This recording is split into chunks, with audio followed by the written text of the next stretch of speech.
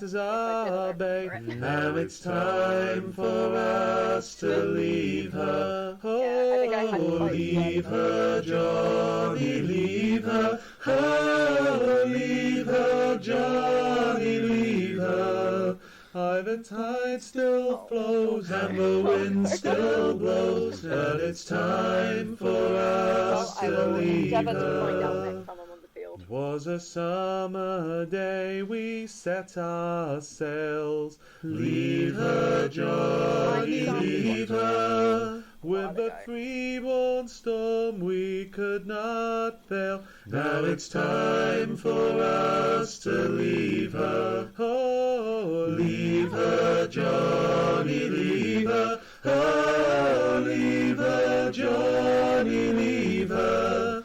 Aye, the tide still flows and the wind still blows, and it's time for us to leave her. Near 200 ships set out that day. Leave her, Johnny, leave her.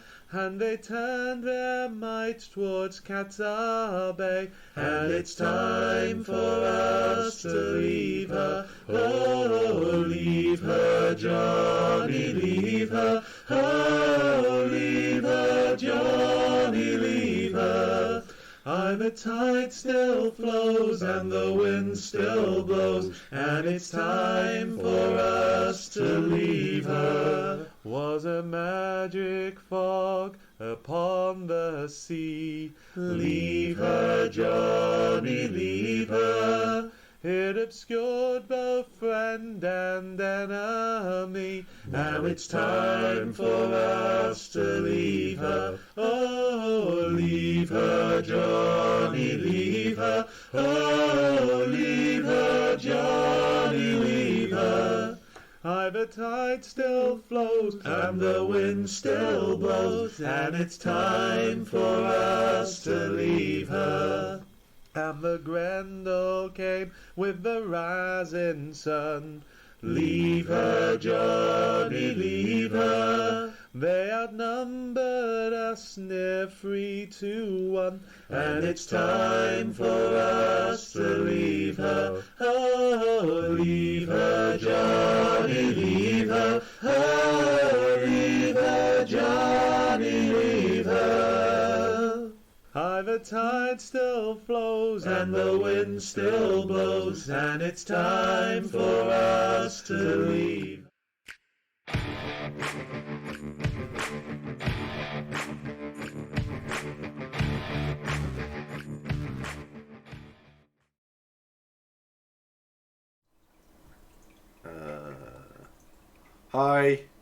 Hi.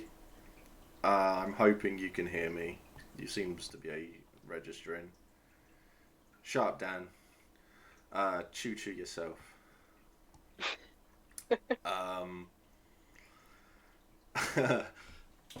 Yeah. Welcome to another LARP Chat. We have the... hi, Steve, we can hear you. Excellent, thanks, Joe. Yeah, I'm a bit swamped today. So, my little update, I have a brand new PC, courtesy of the Helen, the legendary Helen. I have a brand new webcam as well, so you can see all my glory a bit clearer, hopefully. Thank you, Dan. Yes, I am beautiful. Nice and polished. Yes, it should be. And lighting, green screen, proper green screen this time. I've got a proper one now. HD Yeti, definitely. Such glory, much wow. Yeah. So, yeah, it's all new and exciting. I broke my headphones though, so I'm down to the little ones. So I've got the in-ear things. So, but these seems to be doing a lot better. Your head looks particularly beautiful tonight, Steve, along with the roundness of a ripe orange. Thank you, Gina. So, thanks for the bits there, Grim. We have got the wonderful, the very, very talented little Larper right above me here. Hello. We'll go on to the... No, it's not the screen. Okay. Oh, arms. Helen, cheers. Oh, no message though. I have a mechanical voice set up, so if people cheer 100 bits or more, it reads out their message. Some of them are really good. There's a few saying glory when you were on with Jess last week. Yes, it's very, very fun. So, before you do your introduction, I have to ask, how tall are you? I am 5'4". Abby, how tall are you? Because I think you might actually be the same height. 5'1". Oh. Finally, someone smaller than me. I'm not a performing monkey, Steve. Choo choo. Thank you, Helen. You're not a performing monkey. Choo choo. Oh, Jasper. Subscribed. Fantastic, thank you. So, Hooray. We have little Larper and tiny Larper with Abby. Gina is actually the same height as my friend Josh. He's 5'4". And this is the tangent, sorry. That's fine. He plays, when we were in the Navarre, his father in character was my friend Justin, who is 6'7". Oh, damn. So, and then it was brilliant. It was so funny. I have a photo of them together somewhere that I'll have to fish out. Oh, but it's God. absolutely amazing. I love it. So yeah, I used to date someone who was a foot taller than me. So Choo choo tangent train incoming. I can imagine that. Yeah, but Justin dwarfs everybody. So choo choo tangent train incoming. I think we've hit a hype train already. That's amazing. So, bell temp wise, we're at 8.8%. That's 3,519 bits. We've got 20 days to go. So we're doing really well on that one. Anyway, Gina, tell us a little bit about yourself. Introduce yourself to the Hefty fam. Hello, I am Gina. Sorry. I hate doing these. Anyway, but yeah. I am 27 years old. I live in Birmingham and I work in pharmacy. Awesome. That's awesome. Thank you for being a key worker and thank you for still going to work and doing everything you do. Thank you. I do appreciate that. So yeah, much. So yeah, thank you very much for everything that you have done. And for being, well, one of those people who are actually taking everything seriously. Yeah, the amount of people I see without masks pisses me off. Yeah. Let's not get started on that one. Let's not get started there. No, we'll be here for But hours. I also want to say that I am just a small cog in the machine. Like, I want to give recognition to all the people working in hospitals. I have friends who work on ICU wards, and they are doing amazingly. Justin's wife, she works on the ICU in Southampton. Clap clap for key workers, clap. Clap clap for key workers, clap. That's from Helen. So thanks for the bits as well. So thank you for everything that you're doing, and thank anybody other key workers out there, nurses, doctors, drivers, anything. Grocery store clerks. Yeah, anyone who does anything who still has to go to work. Doing a fantastic job. So, I've had a question already. You've already answered this one because we were chatting beforehand. Yeah. So John has asked, do you Empire? And if not, what do you know about it? I have done Empire. Unfortunately, I've only been once. I think it was the summer solstice in 2019. But I had a throat infection, so I didn't even know about it. I was just very ill that weekend, and I had no idea why. Yeah, it sucks. And which nation are you in? I am, don't hate on me, Dornish. We've got a lot of Dornish. We've got a lot I of mean, there's just a Dornish. lot of Dornish anyway. Dawn is huge. Well, yeah, you've made Ben and Dawn happy there. Joe's another Dornish. Dornish massive. Oh no, not more Dawn. Glory. Glory. Glory. Dan, Glory. shut up. Glory. Here comes the Dawn train. For fuck's sake. Everywhere, you're like... We picked Dawn are like herpes. You just can't get rid of them. we picked Dawn because my partner Gareth, he's of Welsh heritage, so he loves, Welsh mythology and the Arthurian legend kind of stuff. Fantastic. So that's kind of why we went towards Dawn. Yeah, Jim Bob, any nation is okay as long as it's not Dawn. Or Highguard. Let's face Ouch. it. Highguard, can't, yeah, bloody Highguard. So what did you get up to then? What did you see when you were at the one event you've been to? What did you get up to, if anything? Not a whole lot. Not a whole lot. Sadly. I do remember, so our house de Lac, is serves as like a vassal house to House de Galvan. Oh, So shout out to any de Galvans. Right. Yeah, one of them. Just like, great, just dissing on me straight away. Thanks. Yeah, well, House de Gauvain has a reputation. Not a great one. Okay. Doesn't have a great one, but it has a reputation. Oh, that's amazing. Okay. Well, so, go on. Well, we get, we pay £10 and we get food, so. That's a really good reason to do that then. Yeah.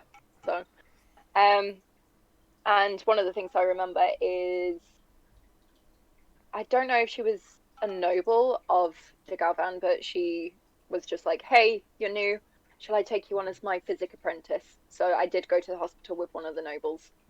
Oh, fantastic. Because it was my first game. I'm really upset that I don't remember much. Yeah, I can imagine. I think everybody has events like that, whether it's down to illness, or they've done things where it's just so much happens because obviously there's so many people at Empire. Yeah. That you just it just takes a while, but the hospital though is amazing. I love it. I love going in there, especially after a battle with. When you go in there and they say, all right, you've got a traumatic wound, and you go, I've got 6. Help me.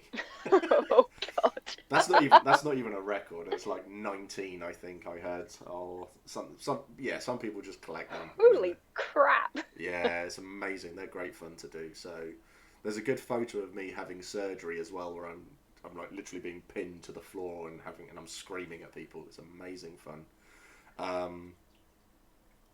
Yeah, I hope to get stuck into the hospital roleplay next time. So have you gone for like the physics sort of character, have you then? Yeah, I'm non-combat, so there's only a few kind of roles that I can really do. I had a look at the magic, the whole mage thing. That just seemed a bit too complicated for me at my first game. Yeah. It was Empire was my first like heavily regimented with rules LARP. Right. Okay. So I wanted to do something kind of simple because I'm not the smartest. No, it's I'm a bit dense. That's the great thing about LARP, isn't it? At the end of the day, you get out of it what you put into it, and if you want to do something that's as simple like that, then you go off and you do something like that. There's no rules that say no, you must do this, that, or the other. So it's and you get great game out of even the simplest characters. Yeah, definitely. I'll plug my other earphone in. That is the great thing. I love to meet new players and find out what they want to do and just hear their story. So when they come along and you go and I have a curious question then. What's your character background? How in depth is your character's background? I haven't gone too far because my friend who lives in America, he wants to come to Empire. and we've decided that we're siblings, but we're so different. So my character Corinne, she's very much like a little bit mad scientist, very much Excellent. just like I will do my job. And he's going to be playing a bard. Brilliant. So he's probably going to come with his little ukulele, just running around singing songs, and I'm going to be there like,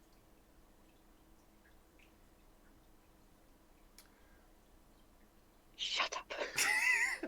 Just give him drugs, something like that. Just let him go. Here, have some goose Just whisper. let him go. Yeah, just go. Have fun. Have this, have that, have the other.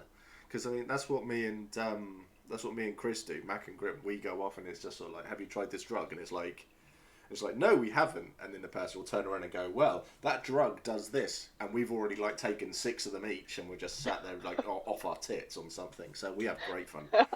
Yeah, it's a wonderful drug called Twilight, and there's no negativity. It's not illegal. It's a euphoric high, and it's so much fun. It's so much fun. Like, I've pretended to be a bench on it.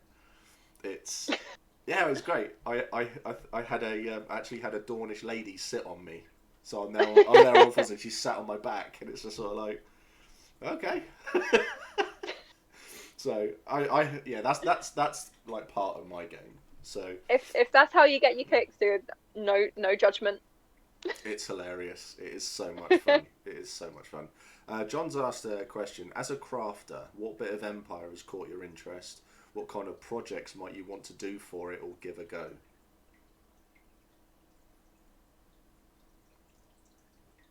I mean, as a physic, I've taken a bunch of recipes for Apothecary, and I am looking forward to actually doing some of that in game at some point. Just anything. Yeah. So what about well, if you're doing apothecary stuff, my other half, she's like apothecary extraordinaire. I think she can do majority of the potions in the field, and yeah, so she's Nice. just all of her points have gone into that. But what about your kit and stuff then? Because I am working on an upgrade for Corinne, just because I didn't really feel like the first lot I had was enough. But that's a good thing about LARP. If you go to enough games, you get better. But I have got, I'm just reaching over, this tool roll. ooh, I got it from LARPCon back in the before times, oh, from John Team Rakish. oh wow, that's cool. Yeah, so they're all LARP safe and everything. Hmm. And I've got one of these. I have seen something like that being used a few times. Yes, so I'm very excited to use that. In fact, a friend of mine, Pip, this was Empire early. We got involved in a battle, and he got a traumatic wound card, and on the card it actually said testicles. But he got shot. He got a pod shot with it, and basically he went down and he was there screaming away, and then we all ended up in the tent in the hospital afterwards. So we're all having like the surgery done. There's like all this group of us on these 6 benches, all of us having surgery, and he's there screaming away, and everyone's handing over all of these traumatic wound cards, and then we're all finished, and he's sat there, and you get the doctor. She was looking at the card and she goes, I don't know if I can do this one. I'll need a man to do it. And we're all like, oh, we know what card that is. So we all stood there watching, and the doctor came over, looked at the card, opened it, and then just got out this massive saw and was like, we need people to hold him down. Removed Wonderful. a testicle of him. So yeah, so he then earned the nickname One Ball after that. So it was brilliant. It was so much fun. But I've got Beautiful. a I lot love of it. time and respect for all the doctors who do, for people who come along to play that game. It's so good. It really is incredible. So, because your channel that you do, so for people who don't know, you have the YouTube channel The Little Larper, and the bits that I've seen, you make kit, don't you? So I saw. In theory. In theory, because I think the last bit I because my YouTube is awful. My YouTube is absolutely terrible. So I'll set it to play a playlist, but it'll go, oh, you want to play this? Okay, that's fine. I'll play this. You'll have that one, and then you'll have that one, and then you'll have this one, and then that one there, and then this one over there, and another one thrown in. Yeah, it'll be stuff like that. And I remember watching because I have a LARP playlist and that because I like to see what other people do because it motivates me at the end of the day, and because I think everybody is so talented when it comes to it all. So like that, the content creators, Secret Santa, when I got to look at everybody's channel, and it was just like, wow, mine's a bit shit really compared to everyone here. And I was just like, oh, big okay. mood. It was big mood. Everyone's got like videos and videos. I've got 3 videos. Doesn't matter. It's a start, isn't it? And it was really good because I remember seeing Jasper and their videos because they did thrift shop. They did like thrift shopping, and they did one on mental health. And I was just like, they're really, really good at what they do. And then yours got linked to that as well, and I saw you getting your video of you getting really excited about setting up your sewing machine. Yeah, and that was a good while ago. Yeah, I know. See, I do my research. You see, I don't do much of it. I've forgotten half of what I do. So what is your goal? I mean, Abby has just said we all start somewhere. So and just said that story reminds me of a zombie LARP doctors. Holy fuck! Excellent. So what is your plan? What are your goals then with regards to YouTube and your videos and crafting and all of that? Where do you see yourself in like a year's time if we ignore COVID? If we ignore COVID, that would be great. I don't know, I want to do more creative stuff, but it's hard to get fabric at the moment. But ignoring COVID, yeah, I just want to share with people that to create stuff for LARP or whatever it's easier than you think it is because I have 0 training. Like, I maybe sewed a purse in DT at school. I've never really done clothes before, and I remember my first project, which I didn't film because I wasn't into the filming thing, was that at that point was actually Corinne's like apron thing that I made because I bought a tunic, and I sat for about 6 hours and took off all of the embroidery. Yeah, it was a long day. And I used that fabric and turned it into an apron which I designed because I based it kind of on 1940s nurses' aprons with the crisscross in the back. And yeah, that was my first project, and I was just like, I have no idea what I'm doing. I drew a thing, I cut some fabric, and I sewed it together, and it came out okay. Well, you've gone like 100 times better than me already. My crafting, I made a wall skirt, and that involved super glue, a stapler, and acrylic paint. It's a mess. And then we all start somewhere. Wow, I'm still there. Unfortunately, I'm like at preschool level of crafting. So yeah, I'm just pretty shit at it, but for my character, it works quite nicely because all my kit needs to look like a toddler's made it. So yeah, it is pretty good. It's fun. It's fun. I look like a mess. Everything I do looks like a mess. In character, I'm a mess. It's great. It's so chill. Well, if it works. Finger paint Steve, exactly, Pete. Yeah, finger paint Steve. I might as well, to be honest. Yeah, pretty much. So what other LARPs do you do then? Because you said Empire was your first regimented one with rules and things like that. What other ones have you done? I have done 4 LARPs in total, 4 different ones. Um, I guess my main one would be Bothwell School of Witchcraft, That's the Harry which Potter is, one, isn't it? yeah, it's a Harry Potter inspired LARP. Nothing to do with Harry Potter, Yeah, not because at all. fuck J.K. Rowling. Because fuck J.K. Rowling. Yeah. Sorry. So that is Not so. very, not so, that is very kind of, I think, Nordic style, where it's just you opt in, you do whatever. It's very sandbox. Yeah, because they're the best sort at the end of the day. There's so Yeah, what? So you, how many of those have you done? Oh, I suppose they haven't really done too many of those, have they? they've done 5 so far, Okay. and So, I've been to 5. oh, so how? Because they're quite expensive as well, aren't they? They are, yeah. They're about, I think, 550 to £600. Um, but that includes your accommodation and your food and the fact that they have to hire a castle. Jesus It is a lot. Christ. Wow. But you stay in a castle. They should do. There's I do a Vampire the Masquerade LARP, Mm. and they hire out a castle called St Breville's. It's in North Wales,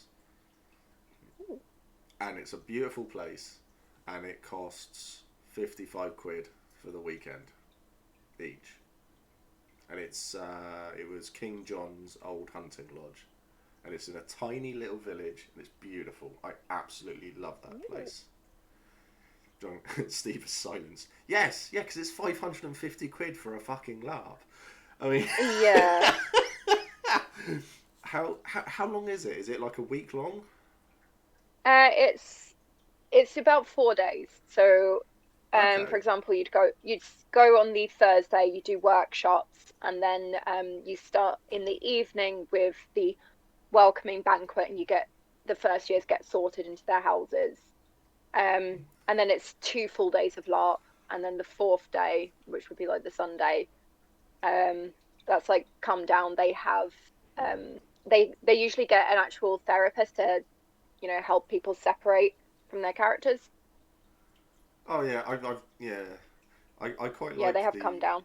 yeah, I quite like the bleed a little bit because Bleed is what led to my relationship.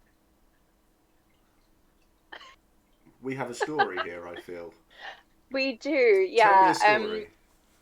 I met Gareth at Bothwell 1, Wonderful. and it all started because there was the pre-game Facebook groups, Yeah. and I originally contacted him because he was making wands. So I was just like, can I buy a wand, please?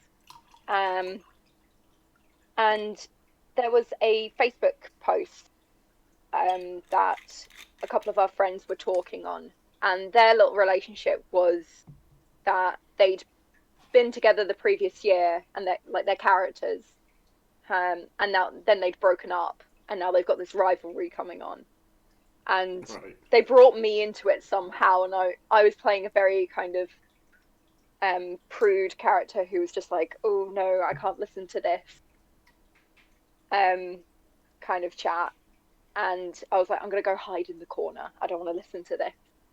And then Gareth's character was friends with, like, in character friends with one of the other guys, and he was just like, I'm gonna go vomit in a corner, and they just went, oh, is that the same corner?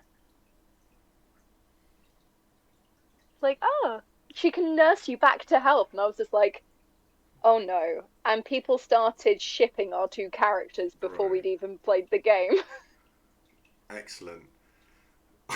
And I messaged him, and I was just like, are you okay with this? And he was like, yeah, I'm fine. It sounds like it could be fun. Interesting. So That's yeah. Okay. so we met in game, and our characters had a romance going on. And then when we were hanging out, like there was after parties pretty much every night. Yeah. But when we were hanging out one evening, we were just talking, and we were like, we actually really like each other. We actually get on really well. And here we are, 3.5 years later, Oh, that's sweet. and we live together. That's fantastic. That's really really cool. I like that. That's a good. That's a really nice feel good story. I do like that because me and my other half, we met at Empire. She turned up with. I've told this story so often. She turned up with her friend, Yes. and that was it. And I helped out. We hung out, and we've now been together. We're engaged, and we're looking at potentially getting married this year. So, yeah, she's Exciting. Fingers crossed for you both yeah. for getting everything sorted. It'll be really, really good. So she tolerates me. Let's put it that way. So. I know that feeling. Wow. So I just can't imagine paying 550. Now Jasper mentioned, because when Jasper came on and we were chatting away, they mentioned the blockbuster LARPs in America, and these are things they've actually talking to Jasper, and there was a guy from Texas who's in the Hefty fam called Mason, and he was chatting about these things. So it got me really interested in worldwide LARPs and everything that's out there at the moment. So I'm actually in the process of, I don't make videos for YouTube. I just don't do it because I don't have the talent. I don't have the patience for it. So I'm attempting to do one, and it's really fascinating, the LARPs that are out there. There's one in Denmark which I really want to go to, which is a Viking, fully immersive. They've got a full village and everything. I have a friend in Denmark, and I think they're going to that one. I want to go to it. I really want to go to it because it's like 5 days. There's no signal. If you want to charge up your mobile phone, you need to bring your own battery pack and stuff like that. So there's loads. Hang on 1 second. Trying to call. Excellent. I thought I could hear something in my ear. It's just like, is that me? Yeah, my phone was ringing. I'm gonna have to message her and just be like, sorry, bub. No, that's fine. So I really want to go off and do that one. There was not Goldhawk. I'm desperate to do a Skull and Crossbones in Germany, the pirate LARP on the pirate ship. I'd love to do that one. Brought together by vomiting in a corner. It's a unique story. Exactly, Pete. There was one Isn't it great? There's one I found in Australia, which was, I can't remember what it's called now. Is it Skycadia by any chance? No. I have a friend in Australia who does Skycadia. Awesome.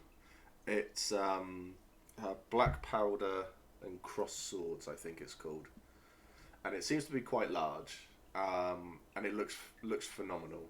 It's a similar sort of setup to Empire, and so you've got all the nations and everything like that. So I was just thought, I'm going to do an A to Z, and it's like, my God, there's so many out there. There is so many. I was going to say, good luck with that.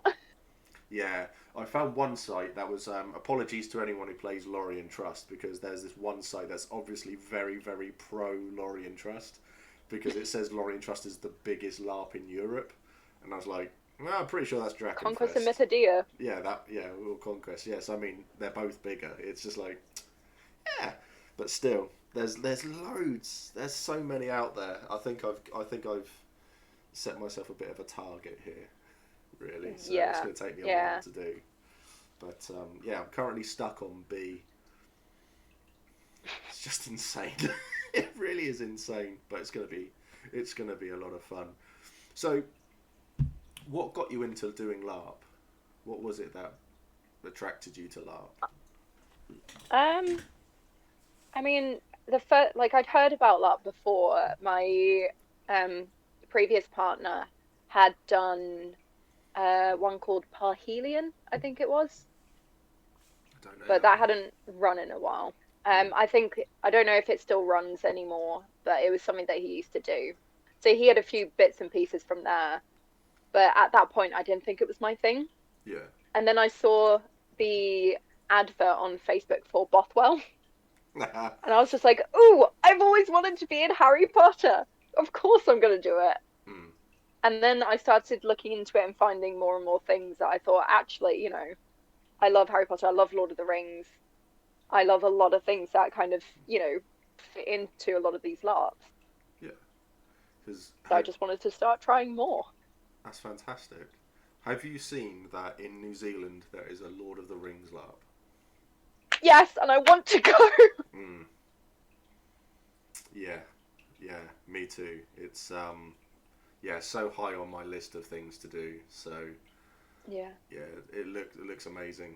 Just seeing all the people who play, because I think the Uruk-hai are the dominant nation in the Lord of the Rings LARP. They outnumber everyone like 3-1. Where you get to Empire and the orcs aren't the biggest, but you go to a Lord of the Rings LARP and everyone wants to be an orc. Everyone's an Uruk. So yeah. So what would you play then at a Lord of the Rings LARP? I'd probably be a hobbit of some kind. I'd be a dwarf. And I'd have to take Pete with me because Pete is, well, he's 3/4 beard for a start. His beard is huge. It's absolutely massive. He's got a wonderful, glorious beard.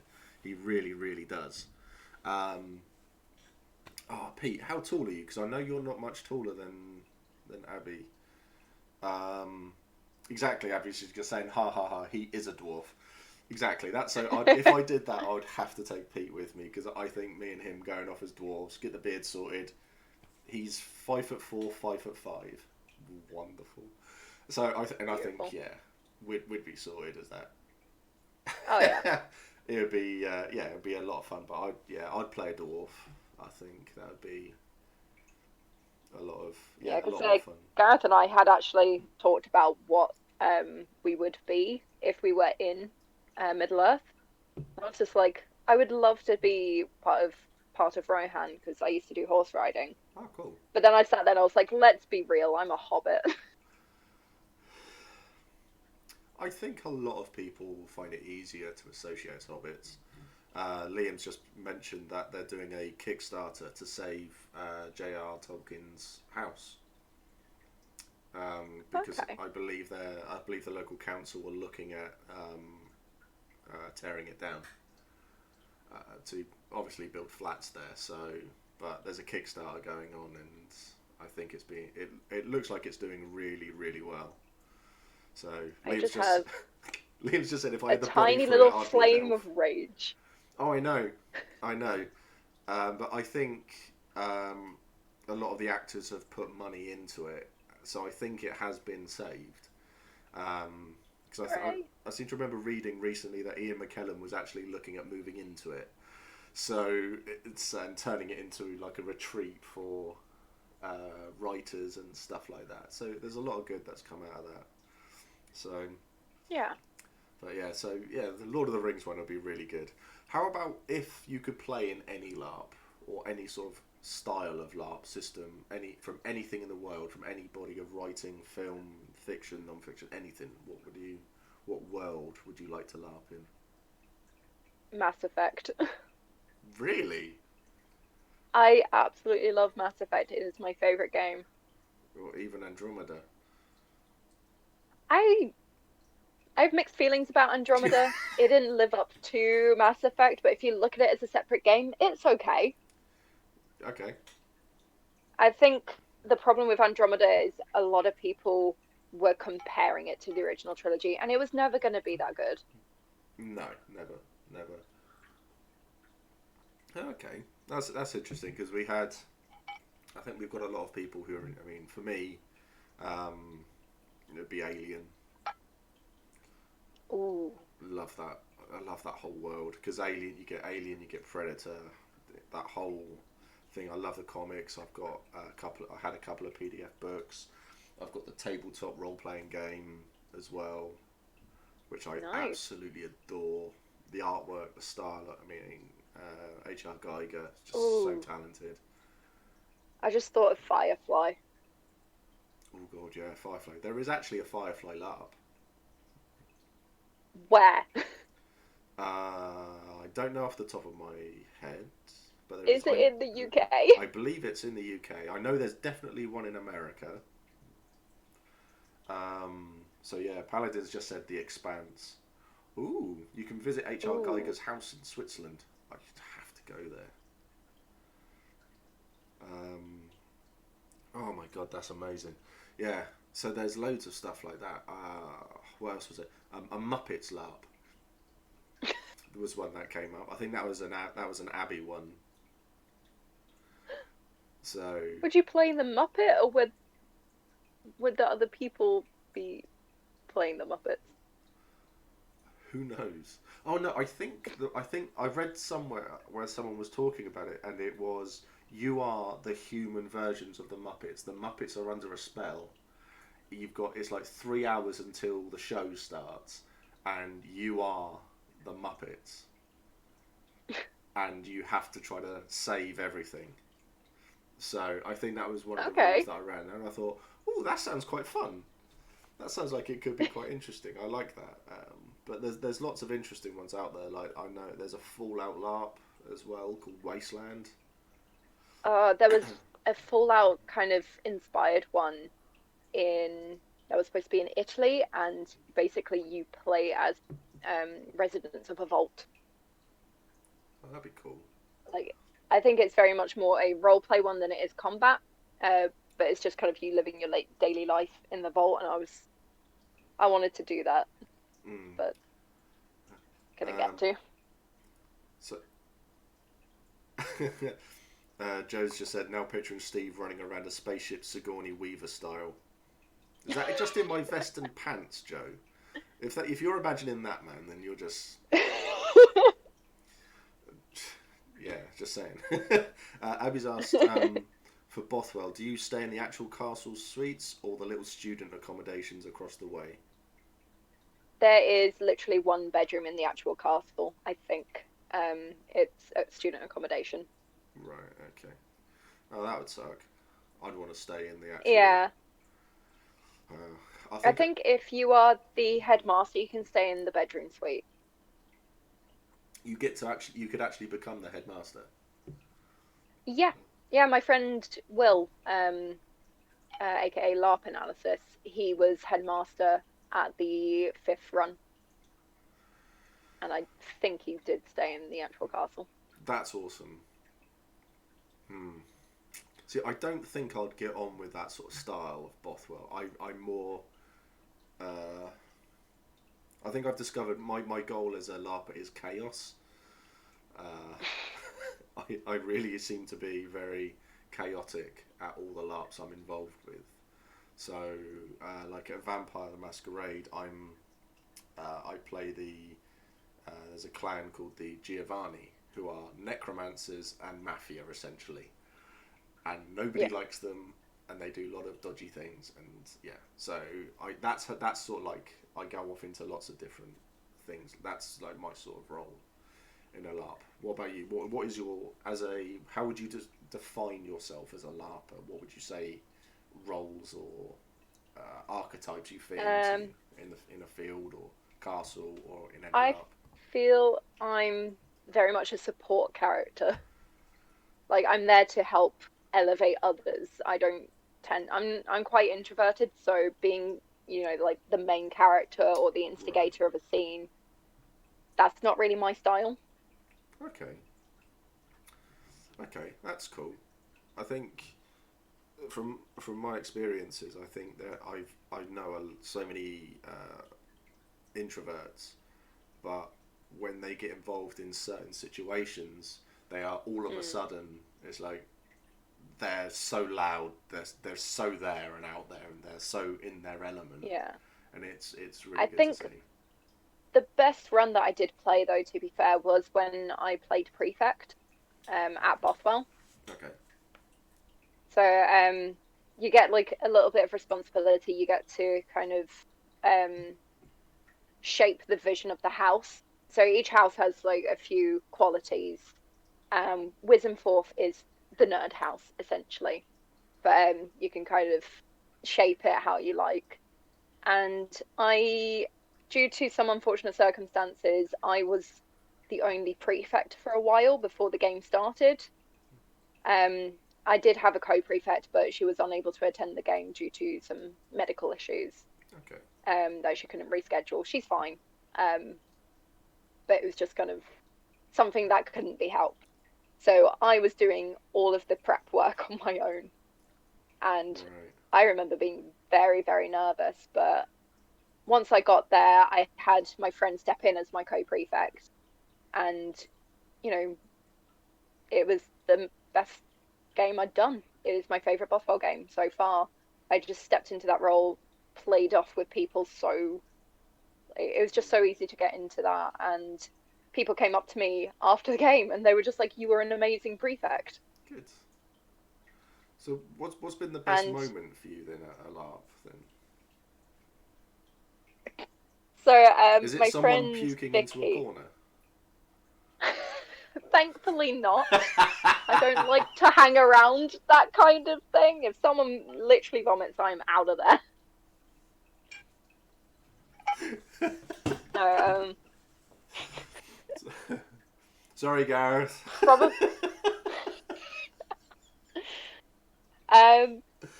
Probably the best moment was my friend Vicky. She'd done prefect forwards and forth the run before, so I felt like I had a lot to live up to because I thought she'd done an amazing job. And it was right as game ended, and she turned to look at me. I looked at her, and we both just burst into tears. Okay. Because I knew she was going to come up to me and just say all these wonderful things about me as prefect. And I was just like, I can't deal with this. Ugh! Yeah. Yeah, I love those sorts of moments though, where you get that connection that I think for me, not so much out of character. It's where you get the moments in character where you feel where you've been affected so much by something in game, and that like, Oh, I've got a story about that actually. It involves more crying. yeah, that's fine because I'll tell a story as well because mine involves crying as well. Yay!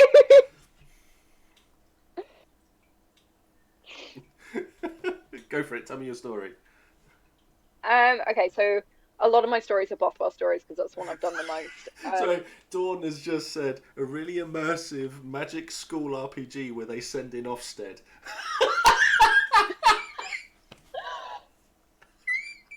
Fuck. If I ever crew for Bothwell, I am doing that. That's amazing.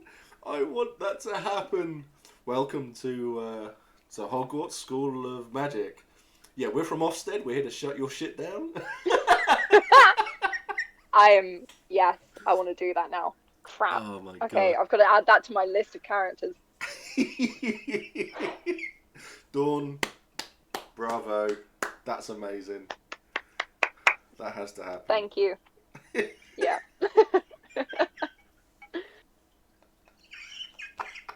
I fucking love it. Dawn calls dibs, right? That's fantastic. I will pay for Dawn's ticket if they play that character. That's yeah, that's awesome. Excuse me, sir. Can you please explain the dog on the third floor? Yeah, we don't talk about that. Child endangerment? Nah, nothing to see here. And about the Forbidden Forest. Yeah. So, how many children were lost there? Oh my god. And you haven't put up any fences? Yeah, where's the warning signs about this vine floor as well? You know, health and safety would have a field day. Oh my god, yeah, Quidditch totally safe. Yeah, they need like concussion protocols like the NFL. There's got to be some sort of thing out there about this. There really does have to be. And if not, it needs to be made. Yes. Oh, yeah. My god. Tell me the story. Tangents. Tangents are great. It's fine.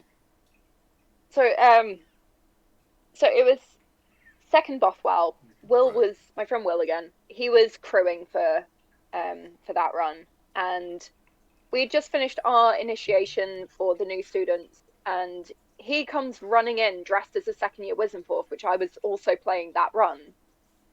And he comes in all panicky, and I'm just like, okay, what's wrong? What's going on? And he starts going on about how there's these guardians, like wizard police, in the tavern talking about how mundane borns shouldn't be allowed to be taught at the school and stuff like that. And his character was mundane born. So we comfort him and we give him the option to, you know, make his excuses and leave because we figure he's got a scene to do somewhere else. He did. He died in that scene. Wonderful. They're the best scenes. And then I wasn't there for that scene, but I was there when Gareth's character, who got involved with that scene because he was a trainee guardian essentially, and he was like, Lorelei, we need you to identify a dead body. So I went in there and I identified the dead body, I spoke to the headmaster, and then I remember standing just outside the tavern crying my eyes out.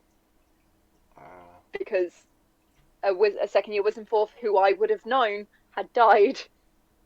And people were coming up to me. They were coming up to me and Gareth, who was like comforting me in character, and they were like doing the out of character symbol going, is she okay? Like, what, is she alright? She's crying? And Gareth was like, yeah, it's fine. I'm just going to go and vomit in a corner. She's fine. Sorry, Gareth, we have I've a runner this relegated- evening. I've relegated Gareth to vomit boy, haven't I? Yes, you have. Sorry. I'm not sorry. This is funny. That's cool. I love it when something that happens in game affects you like that, though, because it just goes, as everybody in chat is now going, vomit boy.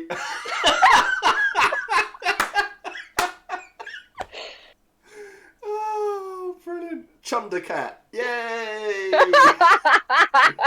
Oh my god. Forever vomit boy. Oh, so Forever Gareth vomit comes to boy. Empire, doesn't he, as well? He does, yeah. When we go to Empire and I come over and say hello, and I'm going to see him and I'm going to go, hello, vomit boy. I don't know whether or not to tell him about this, No, don't. just so he can come along and just stare at you like, what? That's brilliant. But I love it when these sorts of things happen at a LARP that really affect you, and Yeah. it's just like, I don't know what to do. I'm just going to stand here and cry because that's the only thing that I can do right now, and it affects you that much. So for me, it was my character Mac. When I turned up, have you ever seen Scrubs? I have, yes. Where JD's brother turns up to the front door and he goes, hi, I'm here. It's like, what are you doing here? And he goes, oh, I've got a cake. And it's like, oh, who died? I did that with my best friend, Kit. We were played brothers in character. And I turned up in game, had a cake. And he was just like, oh, who's dead? I was like, yeah, Dad's died. So it was exactly the same sort of thing. And he sort of wandered off and that was all fine. And our in-game was, we really bounced off of each other. We had like 6 great events. I missed one event because I couldn't get the time off of work. And I remember I was sat at home, so I wasn't even in game. And I got a message off of him at the end of the event going, so yeah, your brother's dead. And I was just like, oh shit. And I remember sat there, just like, I don't know how I feel about this in game. I cried a little bit because I was sort of like, my game was me and Kit were, so Mac and Dane, we were as thick as thieves, and had so much fun. And then I got in. Remember the next event, I turned up, and everybody was just like, "Wow, it's this person over there. It's their fault that he died." I didn't know that. I found this. Someone wrote me a letter, and a bit of like icy mail.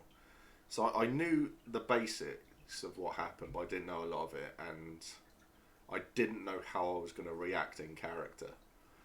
And I remember we timed in, and I was just sat there on my own, and I had one person, and she just came up to me, and she was just like, "Are you alright?" And then I just started crying on the spot, and everyone who was like knew me, they had all gone off to the girl who did it, and they were all armed and everything. They were waiting because they thought I was just going to go and job her. I got my revenge in the end, but yeah, I just sat there crying, and I didn't know what to do, and they were just all like, "Oh shit!" So really, and that was right at the beginning of the event as well. when Oof. my character he's a psychopath. When her character died was dying in the field, we were way behind enemy lines. It was just me and her. I knew what she had done, and I came and I was over there. She was bleeding out, and she just turned around and she was like, "You gonna help me up?" And I was just like, "Nah." And her eyes just sort of wide, looking at me, and I was just said, "I just want me to be the last thing you see before you die." And I just sat there, and then I watched her get to her bleed count to 0, and she was like, "I'm dead." I was like, "Yeah." So I took a necklace off of her, and I was like, "I'll see you later." And I wore that necklace. I love it. Out of the field as well, and that was it. Brutal, fucking brutal, but I love it so much. Perfect, absolutely perfect. I loved it. Loved every second of it.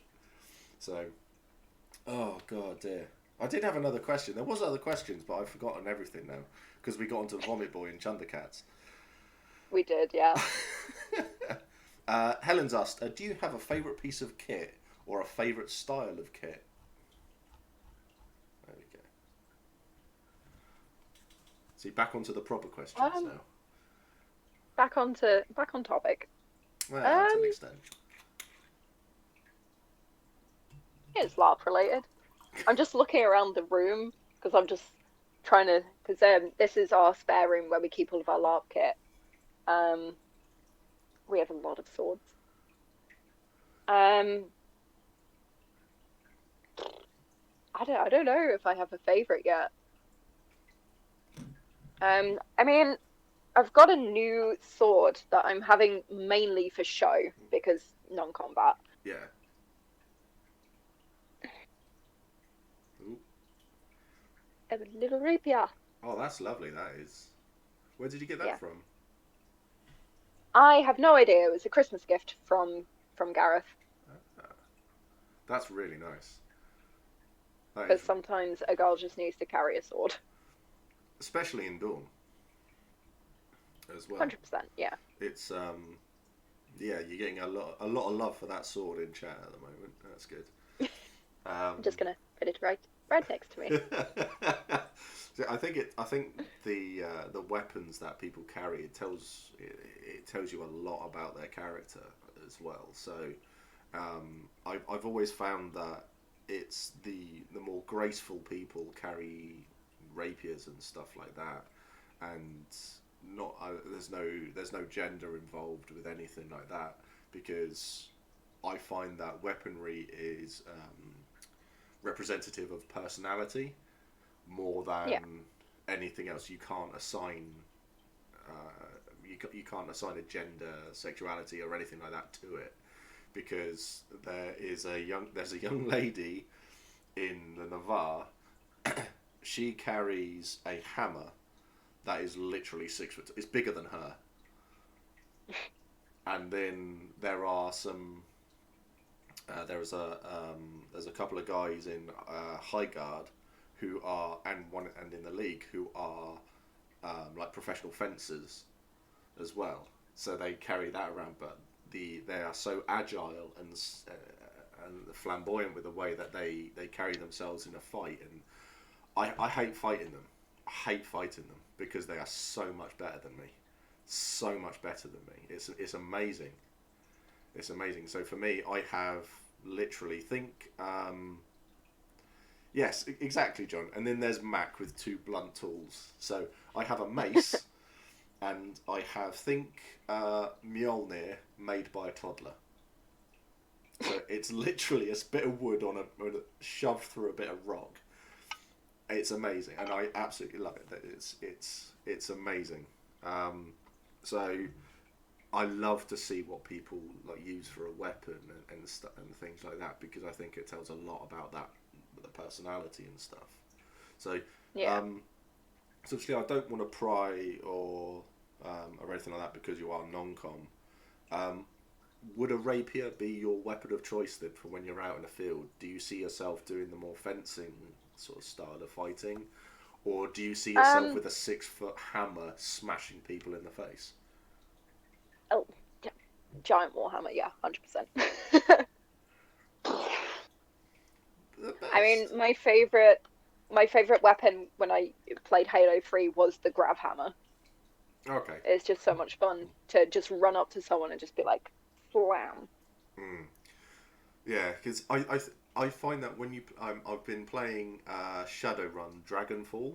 I've just completed it, and you see all of these guns, all of these wonderful ways of doing everything, stealth and magic, and all of these firearms. And then there's me as a troll with an axe, just walking up to people and twatting them. That's me done. That is my style of gameplay. Just run in, smack them. It's like I've played D&D once, and I played a half orc, half giant, and his tower shield was a dwarf's door. So every time he ran, it knocked. That was so. I like to have things that are sort of like unique for characters, and they sort of Yeah. so people remember them and stuff. So like for Mac, it's so my beard's normally longer. I put in a grey stripe. I mean, I'm going grey anyway as it is, but I have a grey line in the beard, grey stripe in the beard, and I'm always sleeveless. And even in Wintermark now, my face is covered in tattoos, and I have a two footprints on my head and stuff like that. So, and obviously the Twilight drugs as well. So I love to have Yeah. things that are memorable and stuff. So Yeah. so when it comes to it, I'm not very good at wording things. I just blurt stuff out, and half the time it comes out wrong. Um, when you thought of your character we'll go back to Empire. When you thought of your character for Empire, did you have any inspiration for the character, or did you just think, I'll just see what happens when I'm there and then grow? Kind of more the second one, just because I didn't really know what to expect from Empire because I'd not been before. So I just kind of shoved all of my points in physic and apothecary and Yeah. just went, I'll see what happens. And weirdly, because I was ill, I was very monotone and very lethargic and just like, I am done with this place. And that's actually where her personality came from. That's why she became a mad scientist kind of character. That's awesome. I like that. Okay, that's cool. So where do you see your character going then in the future? Are they going to stick that way, or do you think that when you go to another event and you're healthier, you'll perk up a little bit? Maybe I'll perk up a little bit. I might make her a little bit more mad scientist than just mad scientist. But I do plan on, going around because I know a few people that are playing in a few different nations, and it will be their first game. So I want to go over there and speak to like their physics and, give Yeah. them some role play and also, get role play out of it for me as well. Okay, so you got some friends joining for the first time. What nations are they going into, out of interest? I think a group of them are going into Wintermark. They are forming a new hall. It's a good choice. Good choice. I can't remember if they've got a name yet, but one of them didn't want to be not Vikings, so he wanted to be not Russian. So he's off in Varushka. Fantastic. I love Varushka.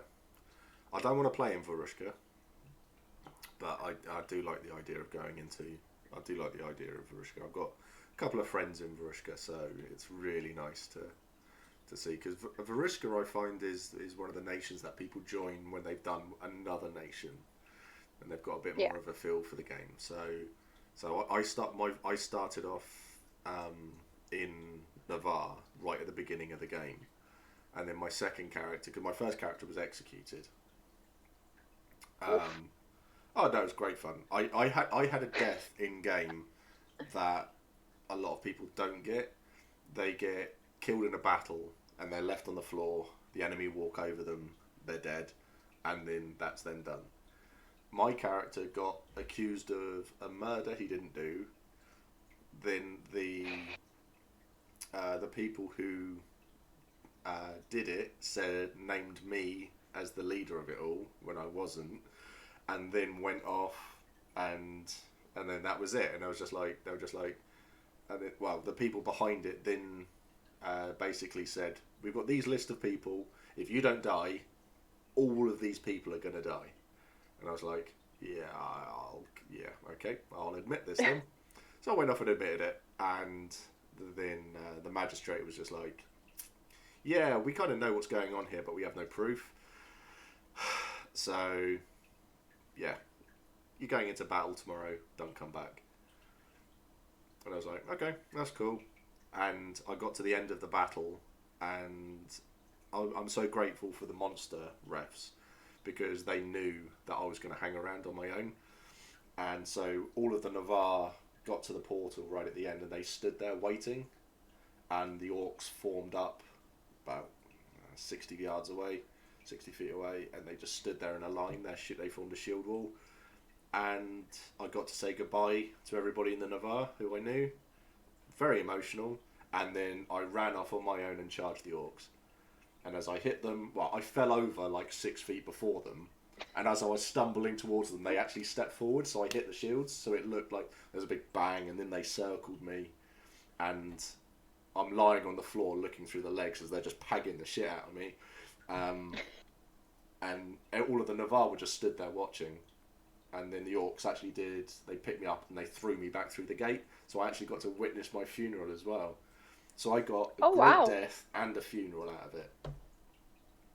Nicely done. I cried a lot. I was quite attached to my first character. So, but it was great. It was so good. So death is an amazing thing, especially if you get to go to the funeral and stuff. So. Oh yeah. But we did. Justin, when his character died, there was 4 of us. We went off on a wake and we sang.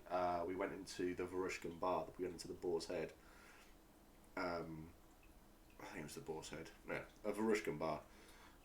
And we sat in there, quite somber like. We invented a game called Knifey Table, which is the greatest game in the Empire. And that's about theft essentially. And then we 2 of me and Kit, we sat down and we sang Wayfaring Stranger. And the bar went silent. And they just sat there and they listened. And then, round of applause. It was so somber. It was so somber. It was amazing. It was so good. The whole, I love all of that sort of stuff. But, God, we've had a fair few questions coming through now. Let me scroll back up. Right. John has asked, is your character lineaged, and do any lineages interest you? She is. She's a changeling, literally because I had elf ears that were gifted to me and I wanted to use them. Fantastic. That's awesome. How do you find the ears? I had no trouble with them. Okay. They were... I mean, the only issue I really had was blending them to my ears, but I'm not great at makeup yet, so it'll take me a few tries. Well, practice makes perfect, and at the end of the day, I throw paint on. I just got snaz, throw that on, then I cover my entire head in hairspray to keep it all in place, and that's me done for the day. Pete has asked, is there any character type you wish you could play, the ability coming naturally, but you find yourself, for whatever reason, not being confident to do so? Honestly, I would like to play a warrior type character. It's just there's that expectation to actually go into battle, and I cannot do that. Okay. Can I ask why, or would it be something you'd rather not say? I mean, I have talked about it on my blog. It was an unfortunate kind of thing when I was at Neothera Saga. It's in Devon. It's a steampunk fantasy LARP. And I'd decided, right, I'm going to try getting into combat, and then I kind of realised I'm not good at this, so I'm going to go stand over there. But then there was an ambush, so I wasn't expecting it, and there was no way for me to just opt out. There was just no way for me to exit the situation, and I dissociated. I don't remember. Next thing I knew, I was on the floor. Oh, wow. So So okay. I ended up that evening just really upset. Like, I felt like I was doing LARP wrong, which isn't really something, you can do. Like, unless you're actively making players' game bad, there's no wrong way to LARP. Hmm. Um, Yeah. but I felt awful about myself, and luckily, like, I have a great support system. My friends were like, "Okay, we'll get this sorted." They spoke to the organizers, and they completely understood, and they Hmm. said you can use the out of character symbol to get out of combat. Oh, wow. Because you do hear of, I've heard of it a couple of times where any form of combat, people just there are people who will just go, yeah, just a big no, and then it's their brain just goes, nope, we're not doing this. So okay, I completely understand. So I suppose you get the good thing at Empire where you can just go non-com, Yeah, and it's just like, yeah, you just drop to 0 points and no one's touched you, done anything like that, and yeah, and you're kind of okay-ish. Okay, no, that's fair enough. I'm sorry if it's a bit too personal. I don't like to pry, but it was, yeah, yeah. I try to be open about this stuff because it is important for people to know and understand. definitely, definitely, and yeah, Because a little bit of knowledge goes a long way. yeah, because I don't think the organizers of Near Era had necessarily had that issue beforehand. But hopefully, with me having had that issue, they can do something to circumvent it from happening again. Yeah. So did they bring in like if you don't want to do combat, you can do out of character and Yeah, they just went, just do this, and none of the NPCs will touch you.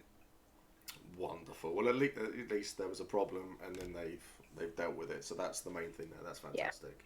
It's yeah, because you hear horror stories, don't you, about some labs where there are issues and they want to put their fingers in the ears and ignore everything yeah. because yeah, there Like, was that's why yeah I talk openly about it, because they were so good about it. I want people to know that I didn't just cut off from them. I want to go back mm. because they were so good to me. Yeah. I've got a couple of friends who do near there, so yeah, Troy and Jake. So Yeah, I know them. yeah, so yeah, just on a side note, we all of us were in a an advert together for the Grand Theft Horse. Grand Theft Horse. Yes, I saw that. It's so funny. It's amazing. I love it. Yeah, but it's good that they do that sort of thing because there are horror stories out there, and I mean I'm never one for shying away from confronting issues or anything like that are out there. But with when it comes to anything, to be honest, I think um, because like Bickerline has come up a couple of times, Yeah, and that yikes. and I think some of the people running that could be learn a few things by being. I can't really say too much on Twitch because Twitch have quite strict rules about saying things and doing things and anything like that. But everything I wish for them is bad. Okay, that's So fair. yeah, yeah, yeah, they're just a bunch of pricks.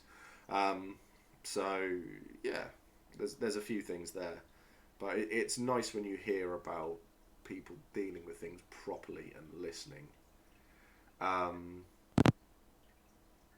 as Dawn has just said, yeah, you can always bitch about it to me. Yes, um, Dawn is.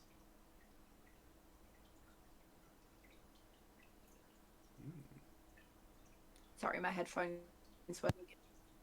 Yeah, every now and again, because your camera sort of like pauses for a second and then it speeds up and you catch up again. But your audio has been completely fine. So Fantastic. yeah, Dawn is like the mother of chat, even though she denies it. And she doesn't remember having these children. Yeah, Dawn's a legend. She's an absolute legend. So yeah, I will stop bitching about bickering because yeah, there'll be conversation I would like to have with those people. And none of it will be pleasant for them. So Helen has asked, what's your dream LARP? If money was no option and you could do pretty much anything you wanted in the world, because let's face it, if there's a millionaire out there... I'm going to just give up the headphones because I think they've lost their charge. Okay. Because if there's a million out there who wants to do something, they're going to be able to do it if they can afford it. So if money was no option and you could do any LARP, run any LARP, create anything you wanted, what would you do? Well, oddly enough, Gareth and I have talked about doing a Mass Effect LARP. Okay. Would it just be Mass Effect? So would you get like the ships built and I suppose it would be, well, to an extent, wouldn't it, I guess? You wouldn't be able to actually build those things, but... Oh, I would just buy a Normandy just for fun. Yeah, that would be cool. So I think for me it would just be Alien again. I'd buy so many of those suits and then just, let people freak out. That would be awesome. Oh yeah. Was there cake? Did Navarre do death cake? No, the Navarre still shoes. So I've got to catch up with chat now. Sorry, Dawn. I don't like being called mum or mother. I accept Michelle Visage or Your Majesty. So Dawn is the queen of chat. Okay. Of the Hefty fam. Oh, how about Mumar? Yeah. See, I like that. That's Big Bang Theory reference. We can shorten Majesty to Ma. Matriarch. No, for realsies. No. Okay. So we'll have to come up with. So, Dawn is Your Majesty. Very well. Navarre still shoes. So Navarre have this thing where nothing goes to waste. But if it's useful still, they will just use it. So like for a funeral, they will literally chuck people in a ditch because it's only a husk. Now it's only a shell.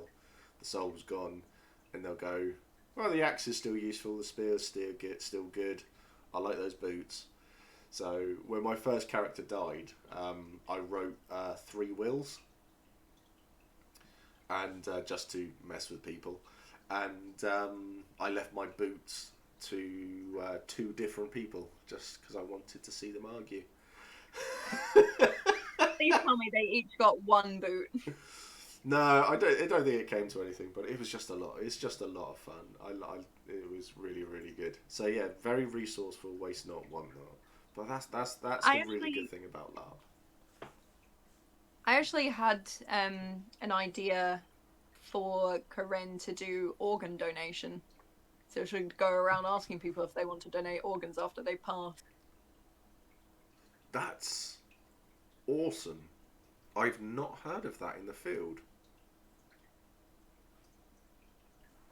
Organ donor. It's just I can't think of that role at all. play. I can't imagine it would actually come to anything, but I feel like it would be fun for roleplay. Yeah. Oh, Dawn's got an IC story about that, so I think so. It sounds like someone's done something awesome, but I've not heard of anything like that. So I'd say definitely run with that. Spring magic kind of ruins that. Yeah, because you can grow stuff, but there are side effects to spring magic. It's like when me, Chris, Smith, and a few others, we were in the forge, and we wanted to geld people. So I don't know if you know what gelding is.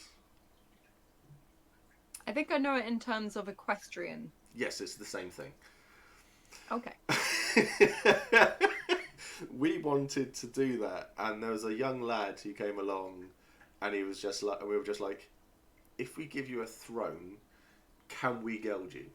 And he was like, yeah, I'll do it. And then when he lay down on the bench, and I went, oh, I got my knife, and I got it out for them, and he was just like, no, I don't want to do this. So basically, he bolted and ran, and he left all of his stuff in the forge, and then he was like stood outside going, it's cold, can I have my cloak back?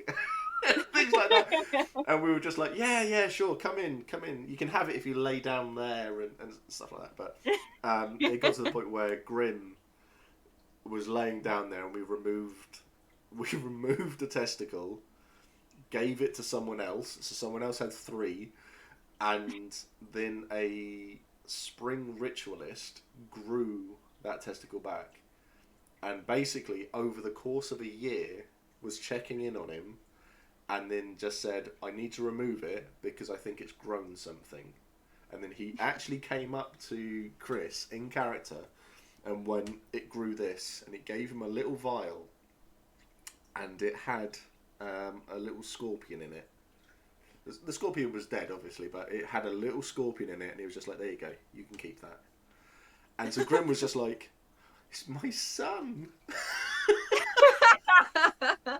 I mean, how else do you react to that? It was brilliant. It was so good. That sort of roleplay was absolutely amazing. So, yeah, kudos to the guy involved. It was the silver guy. I can't remember his name. I'm pretty sure Dawn and Chris know who he is. Silver guy, silver hair, 4 horns, and that. So, but yeah, he was brilliant. He was so good. Yes, Sarusto. Yeah, Jareth. That's the one. Yeah, he was really, really good. Really, really good. So, if I could get you to, at an event, yes, David Bowie Cambion. That's the one. If you could, David Bowie Cambion. He's Nice. brilliant. He is so good.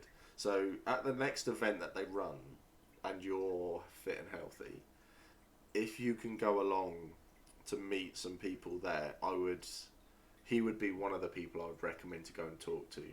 One would also be Shaman in Wintermark. He is a Naga that reads your skein. So essentially he reads your soul. But it's like a tarot reading sort of thing. But it's all with runes and stuff like that. And the way he does the reading, it's the most intense roleplay I've ever done. And I can't say what he does, because if anybody's watching it and they're going to get it done and they haven't had him do it, it will ruin it. But what he does, when you go into his little tent, and it's just a table in there, and it's just 2 chairs, and that's it. It's all dark, and he's got his big hood open. Oh my god, it's amazing! It's so good. I love it. Loved every second of it. So if you get a chance to talk to Shaman as well, he'd be on the list of, like, if there's a bucket list for Empire, I think that would be, yeah, that's the best way to put it, really. So I would definitely recommend that. Song and story time as well. So especially with the music and that's, I mean, I always play Empire music before all of my videos, because I like to show off the amazing talent that is out there and stuff. So yeah, it's really, really good. All the cultural festivals are great. Song and story time is just the best. Yeah, I can't think. What's the Varushka Night Market is a personal favourite. Yeah. So I could just froth about Empire for hours and hours and hours. I absolutely love it. Absolutely love it. So I am always up for hearing recommendations, because when I get back on the field, I want to do stuff. Make up for last time. I have to give you some drugs. It's literally. So Abby, I want to know more about the Varushka Night Market. So the Varushka Night Market is literally a market and it's in Varushka, and it has lots of different things to say. I bought a painting from it, a really, really good painting. It was done by Pete, and it's just the night market. You buy loads of weird things there. So much weird stuff there. It's amazing. It's difficult to describe. It's all done at night. You can't see much. It's all like sort of backlit and everything like that, and it's amazing. And some of the things that you buy there have been, knick-knack shops, so that sort of thing. But some of the stuff in there has been given by PD. So if you buy it, the person will go, "Oh, okay, yeah, you got this. All right, here's the ribbon, or here's the little card," and you take that and stuff like that. So yeah, some things like that have happened there as well. So PD love it. It's really, really good. You got Broken Wheel. Has a bad reputation for just being dicks rather than turning virtue on its head. Yeah, that's the Brass Coast one. It's a bit weird. I'm not a fan. I am my hall's Huskarl, so I'm essentially security for my hall. And if anyone turns up from Brass Coast going, "It's Broken Wheel," I will stand up, threaten them, and tell them to fuck off. I will literally do that. Yeah, I have Mac and Grim are synonymous with each other. We do everything together, and there was one incident where I had gone back to the fire to grab a drink, and someone at my fire just went, "Shit, Grim's bleeding out." And I turned round, and there was someone from the Brass Coast was stood over Grim with a weapon drawn. Turns out he hadn't done anything and was just defending him. But I went running up to him, cleaved him, put him on the floor, and put him onto his bleed count. And then it took a member of my hall to put me onto my bleed count. So like everyone was on the floor dying at that point. Wow. It was amazing. It was so good. And I ended up having to pay, I think it was like 4 crowns as a fine for him, because everyone understood what had gone on, but the one person in my hall who had instigated the whole thing, nothing, not even a telling off. It was amazing. It was so good. But yeah, Broken Wheel is one of those things that I'll just avoid. You got the Reaper in the league as well, which the Reaper walks around, and if you aren't wearing a mask and you look at him, you die. Not on the spot, but you will just die. You will die at some point, and it's weird. It's really, really good. So, the Masquerade of the Reaper. There's so much to talk about, so much to do. I did when I met Trot we were walking around. We did Twilight for the first time, and we visited every single nation because we did a bit of a pub crawl, and we just did it in a way that everyone remembered us when we turned up, because we did stupid things there, and it was really, really good. And the following day we had to paint on scars all the way down our faces, because we held a battle axe in between our heads as we were pulling our faces onto it. It was insane. It was absolute insanity, but it was so good. It was so good. The experience was amazing. I would definitely recommend you watching Tabletop Weekly's 3 Men Go LARPing. I think I will. Because, I mean, I do, like Sigvold, Mark Humes, when Mac and Grim are on Twilight, we bother him so much. We are his official stalkers when he's on it. Whenever he's around, we follow him around, we harass him. It's amazing fun. But we harass everybody equally. It's all equality. No one is safe. So we do that to him. There's Pud, Tarek, who's one at the Scop in Wintermark. Have you heard people singing around the field in Empire at all? Probably. He's fantastic. He's a really, really talented singer. We harass him as well, a lot. To the point of where there was one incident where we were sat watching, and he finished performing, and he was like, right, I'm going to go and sit down. So me and Chris, we separated on the bench. We forced people off of the bench, and we were patting the seat in between us both. Going, come and sit here. Come here, Tarek. Come and sit with us. And he was just like, no, I'm going to go and stand outside instead. And he left. So we had that effect on people. It's definitely worth a watch. Yeah, no one is safe from us at all. It really, really isn't. So was the only reason you picked Dawn because of Vomit Boy? Pretty much, yeah. Like I wasn't really sure what to go in, and we started House to Lack with a bunch of friends, and we all agreed on Dawn. Okay. Gareth has always really enjoyed Arthurian folklore. I really like Welsh folklore as well. And our friend Sophie, she'd been to Empire before, but I don't think she'd played Dawn. Right. So I think it was just a new nation to her. So she was like, yep, I'm game. That's awesome. That's really, really cool. See, I love hearing people's stories and experiences from the first time. I mean, obviously, your experience from your first time was, I was ill. So hopefully next time round you can meet more people, because the first event that we're actually all able to get back to, we're going to do a big hefty fan meet up. So hopefully you'll come along and you'll bring Gareth and come and meet lots of new people, lots and lots of new people, which will be good. I can just imagine bringing Gareth up and just be like, this is Gareth, and everyone just goes, Vomit Boy! It's going to happen. And I'm not going to apologise for it either. It's going to happen. I'm not going to tell him. I want to see his face. Yeah, because the Chundercat thing, Chundercat is my friend Justin. That's his nickname. He is Chundercat. There was an incident. He'll kill me. There was an incident where he was so drunk that the refs found him,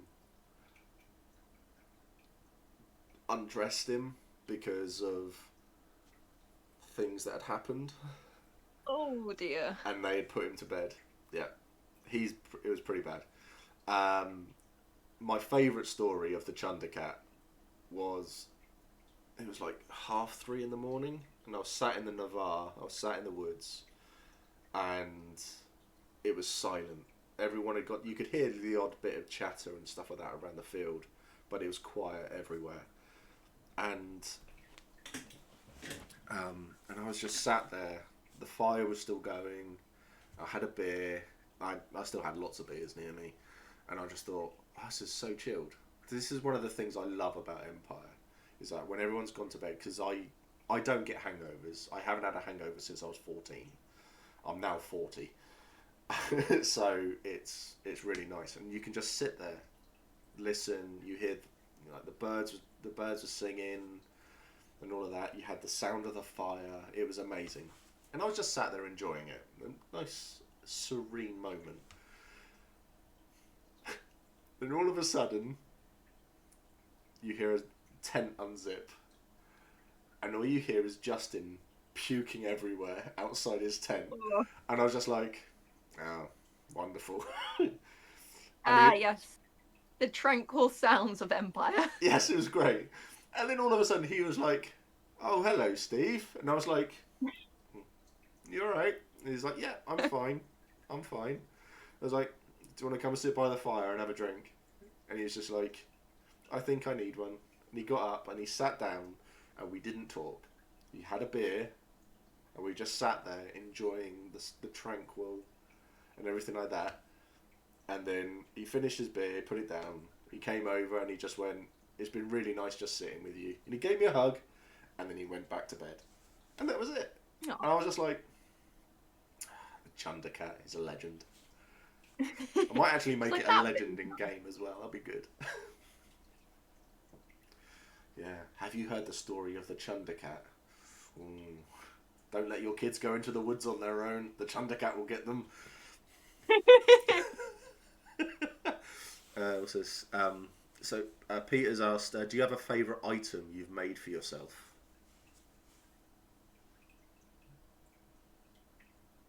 I did. I actually made a tool roll for my Bothwell character um ages ago, and I never actually got to use it in game because I was too busy.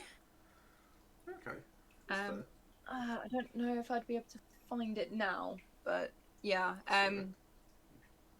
I made it for some wood carving tools because that my character was a wand maker.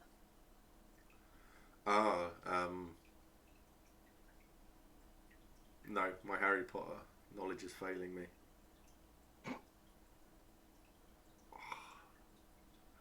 It's John Hurt, I know that. Ollivander. That's the one. That's the bastard. Stugger said an airsoft friend got the nickname Hugh after the sounds that echoed from his tent at a weekender. He failed to unzip his tent though. Oof. F in the chat. Yeah. I mean, Justin he's such a big guy that he got so drunk once that one night that he was asleep in his tent, and the guy who was sharing his tent with unzipped the tent and walked in. Justin woke up, thought it was an intruder. Now, Justin used to be a doorman. Oh no. He's not a weak man. He grabbed hold of him and literally launched him back out of the tent and zipped it back up. And it was when people realised this, and he was like, "No, it's like he's meant to be in your tent." It was like, "Oh, why didn't he say?" And that was it. Chundercat merch incoming. I think that'll be my death warrant signed if I did anything like that. Moonshot, this is a good question. What nation are you most excited to interact with as a new Dornish player?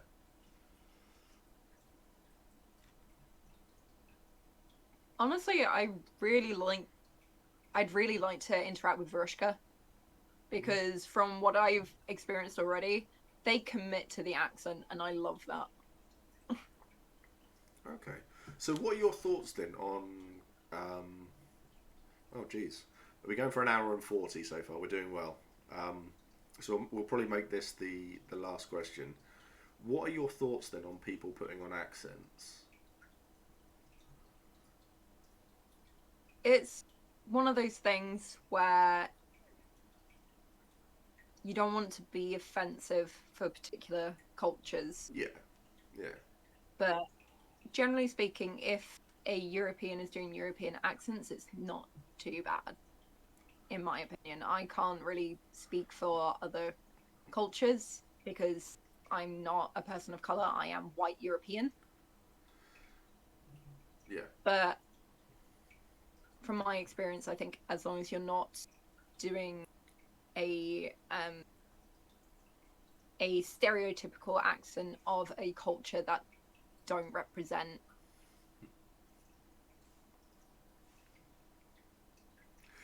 See, I feel bad because I do a really, really bad Irish accent. It's awful, but I'm terrible at accents too. I mean, my accent's not Irish. It's Irish. So OIR. It's just bad. Yeah. Sometimes it's good. Sometimes it's awful. Alcohol comes into it a lot. Yeah. And I've tried doing Scottish accents. It's got better over the years, but if I'm put on the spot to do it, I find it very difficult to keep it. yeah, see, accents for me are one of those things that I love. I think if someone's able to put on an accent and do it well, then I find it adds to a role. It adds to everything. I find. Yeah. As long as it's not. I mean, it's like. I've been told, is my character like a stereotypical Irish? Am I just a violent, thuggish, alcoholic sort of person? And it's like no, that's what he wants you to think. But my character is, he's, to his friends and to his family, he is the most loyal and protective person you'll ever meet. And he would run through a war rhino to get to someone. If that was person somebody cared about on the other side of the field, it's like, for example, if with Grim, this is a question I've been asked a lot, because Mac and Grim are synonymous with each other. If Grim were to die in a battle, what would Mac do? And the simple answer would be Mac would walk off and die. He'd kill himself. Depending on how it was. If there was if I was literally, if Grim went off and did something stupid, Mac would go, "Oh, he was an idiot. He deserved it. Prat. Let's summon him back and have a chat." Yeah. But then it would be, if it was something where I could, if Grim was on his own on the other side of a line, and he was down, and I could just get to him and just sit with him while he died, I would do that. If it meant that I was going to die, yeah, I'd do it quite happily. I would give the enemy my weapons, and I'd just say, "Yeah, when I'm bleeding out, can you just like let me hold them, and him?" Aww. And that'll be it, and I'll be happy. So yeah, really fiercely loyal. Yeah. Just still an absolute twat with it. He's got to be, because he just is. So yeah, I think accents can add to it. A lot of the Varushkans I find do an amazing job. Oh yeah. So there was Olaf, who was an old Varushkan general. Love the guy. Pete, oh my god, I love the guy to death. It's so good.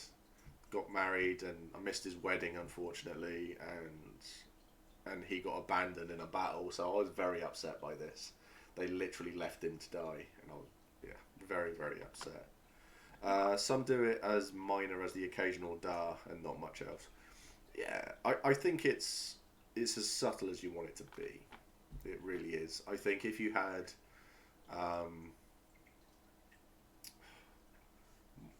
white British man trying to do an African or Arabic, anything like that, it's just like a please don't, because that's just no, it's just please don't.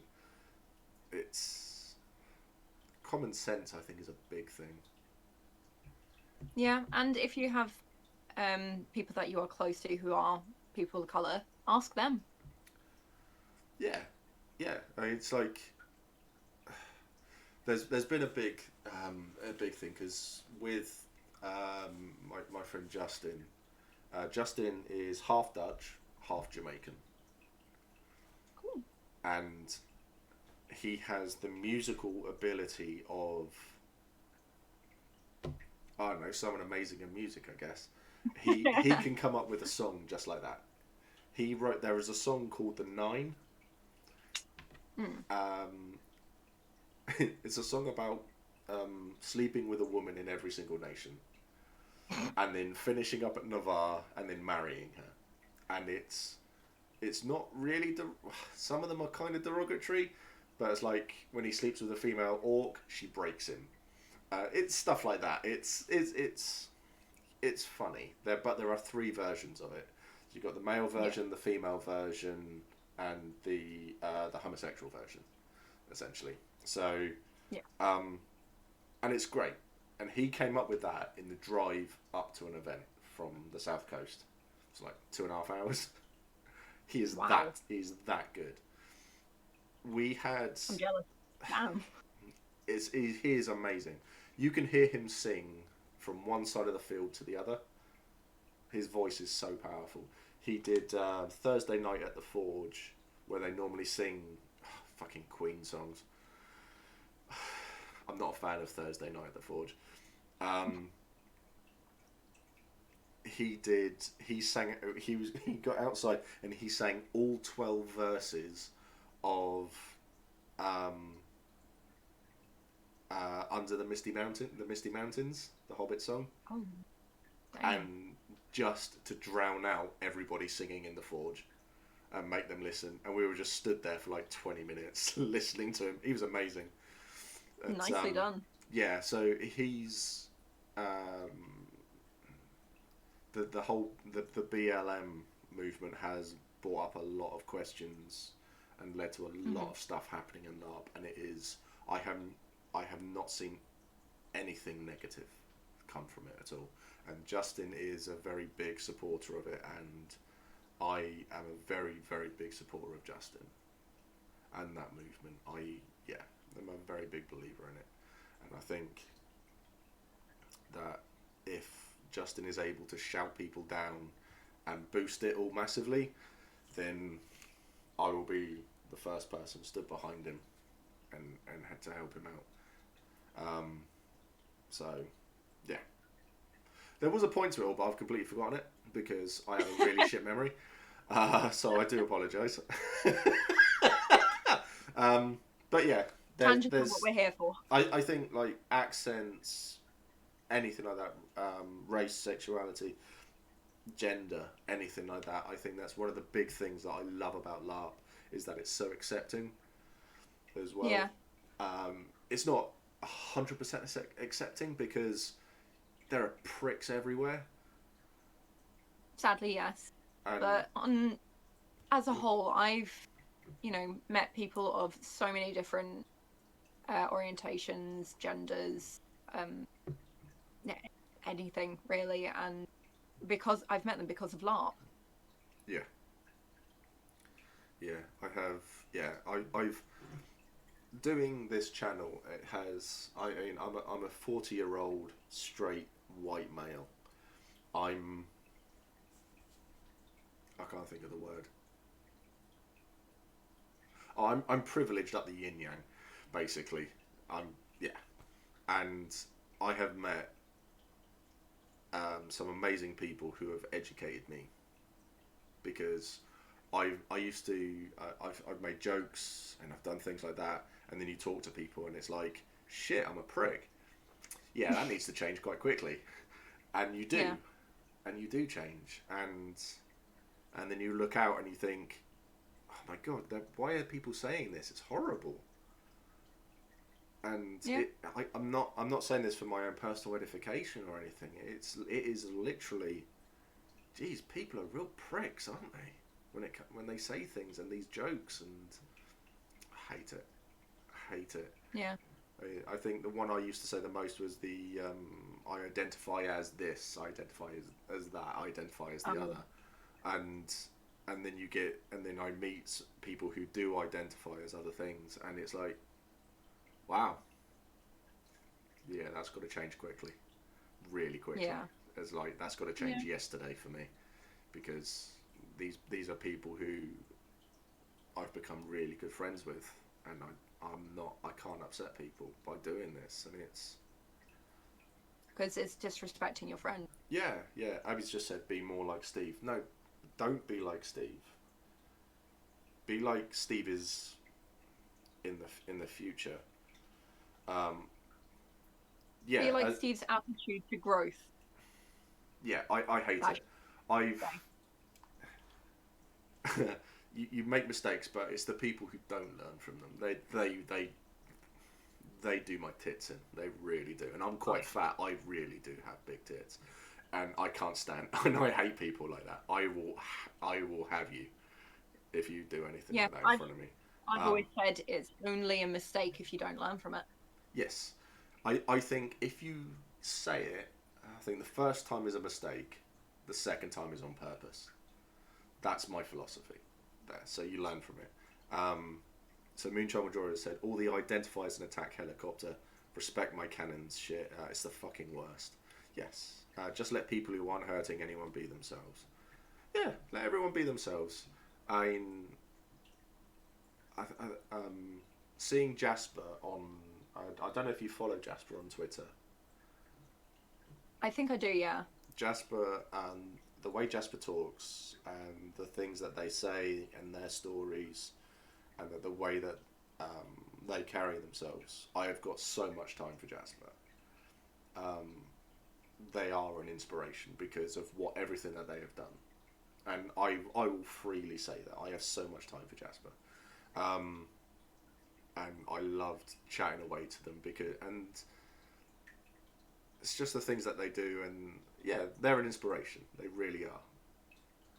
So, yeah, anyone who wants to cross that, anyone who's, gay, straight, trans, non-binary, anything like that, you're going to cross them, you're going to cross me. And that's my philosophy on the thing. So, People can understand a Pikachu becoming a Raichu or someone changing their surname when they marry. It's not hard. Do it for trans people too. That. Very much that. Very yes. Yes, I love that.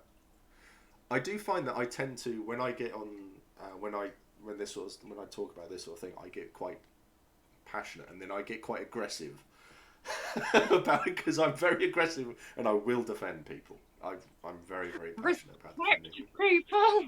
Yeah, it's like, you're going to attack them, fucking fight me. Basically. So, but yeah, I'm with, everything me and Charles Majora says there and stuff. But my problem is that I tend to talk too much, and then I really should learn when to shut up. So, it's still, so it's an hour and 55 now. Boy, do we go on. I never shut up. This is why I stream. I never shut up. This is why you don't edit. Yes, exactly. I think if I did a proper YouTube video, it would be 12 hours long, and it would take me 6 months to edit it out. Oh my god! I did. What was it? Fiverr. There are people on there who it's like they'll do a job for a Fiverr and stuff, something like that. Yeah. Or like 14 quid or something like that. There's a young lad in the Hefty fam called George who is saving for his Empire ticket. He's only 15 and he wants to go, so he's saving for when he turns 16 towards the end of the year. So I think he'll be going in September, and he's basically advertising on Fiverr to do things like make D&D characters, build you a Minecraft world. So these things that he can do, and he is. I think he's already earned his he's already paid for his ticket. Nice. It's amazing. He's done so well. He really, really has done so well. So, but yeah, I need to learn to shut up about a lot of stuff. Maybe. Probably not. Fuck me. So, but, yeah. Oh my god, I've forgotten where I was now. Anyway, I think this is why I do this. Yeah. Because I get to chat to fantastic people like yourself. I get to hear wonderful stories about how you make Gareth, and that really positive. I was ignoring the vomit. I appreciate that. I think it's one of those real feel-good stories that you need, especially in this world at the moment, where people have taken this really nerdy hobby and have turned it into something fantastic, and that's what you have done, and it's amazing. And people get to meet some wonderful people. So, like with Dan in the Secret Santa, Dan did an amazing job. Really, really did. And obviously, where I was Jess's Secret Santa, and it was really nice, because obviously if that hadn't happened, I wouldn't have had Jess on. I wouldn't have had you on. I really can't complain. I get to meet some wonderful people, talk their ears off, hear some fantastic stories, and it's really, really good. Yeah. So what's your next project? So we'll finish on a high. What is your next project that you've got coming up for your channel? What's the next thing that you're going to work on, or would like to work on? I really want to finish upgrading both my kit for Empire and Gareth's kit. I've been working on a cloak for him that I haven't finished because I do not know how to attach fur to normal fabric. I can help. Please do. I don't know what I'm doing. Well, I can't. Helen, if you're watching. Yes, Moonchild. Not a stapler. Helen, if you're watching, get in touch with Gina, because Helen made her cloak, my friend Josh's cloak. Oh, Helen is still there. You can sew it or rivet it. Nail gun. Sorry, I spitball there. Yeah, Helen is amazing when it comes to making everything. Maxi pack, I've done both. That's awesome. That's awesome. I'm meant to be making myself a new cloak. I haven't even started on it yet, and I really, really should, I guess. But yeah, Helen has made 3 cloaks, and yeah, she's incredible. Again, another loose truth. Really? You made 3? Yours, mine, Josh's. It's not a loose truth at all.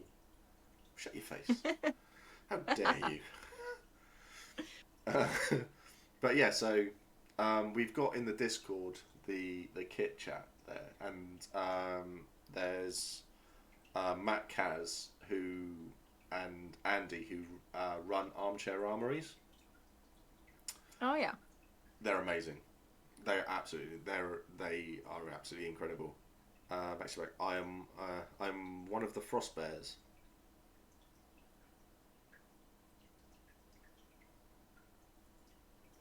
I don't know what that means. Neither do I. I was hoping for it. I recognise you as Max Frostbear from in the Discord. Oh, they're an Orc banner. There we go. Now I know who they are. See, I'm an absolute idiot half the time. So, but yeah, I would recommend then with that going into the Suak Inspiration one. That's cool. Oh yeah, I've seen them. There's photos of them on the Facebook groups. Really worth a look at. The Orc kit is amazing. I'm just too jealous of it to even talk about it. They're just too good. That's my goals at the end. I'm going to end up as an Orc.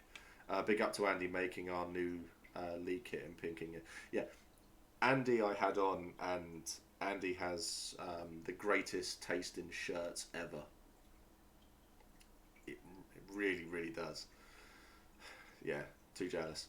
But yeah, I'd recommend, if you're struggling to do that, go into the kit thing on the Discord and just ask, and then yeah, because you'll get a lot of help there, because there are so many talented people on the Discord. So Helen, Andy, Matt, you've got Becca, you've got Gigi.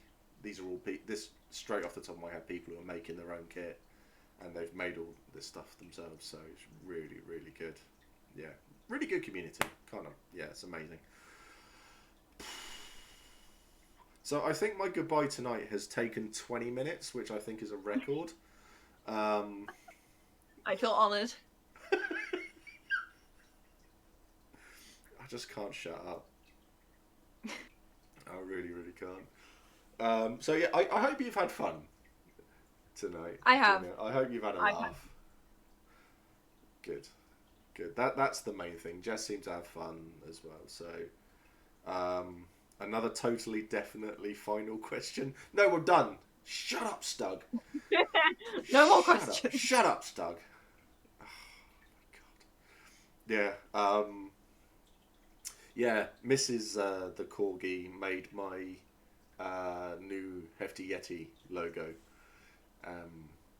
This is all part of me trying to give back to the community and try to promote everybody and stuff like that. So, yeah. But yeah, ask the community for help if you need help with cloaks and stuff like that, because that's what this Discord's all there for. It's all about promotion from within, supporting each other and helping each other. Especially mental health wise as well. We get moments where, my mental health is all over the place. And then do things like this, get to talk to wonderful people in chat like yourself, and yeah, it picks me up. Really does pick me up. And gives you a little boost of serotonin. Sorry? Gives you a little boost of serotonin. Yes, I think the wine helps as well.